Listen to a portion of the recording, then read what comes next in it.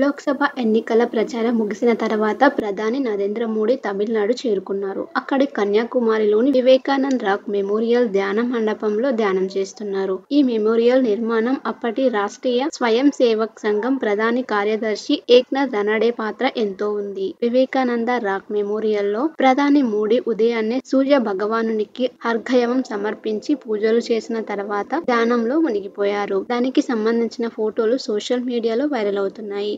ఈ ఫోటోలలో ప్రధాని మోడీ కాషాయపు దుస్తులను ధరించి సన్యాసిలా ఏకాంతవాసాన్ని కొనసాగిస్తున్నారు. 2019 ఎన్నికల ప్రచారం తర్వాత ప్రధాని కేదార్నాథ్లోని ధ్యానం చేశారు. ఈసారి కన్యాకుమారిలోని వివేకానంద రాక్ మెమోరియల్ కి వచ్చారు. కాగా ఇప్పుడు స్థానికులు స్వామి వివేకానందతో నరేంద్ర మోడీని పోల్చే ప్రయత్నం చేస్తున్నారు. ప్రధాని పేరు వివేకానందుని చిన్నప్పటి పేరు కూడా కావటం విశేషమని అక్కడి వారు అంటున్నారు.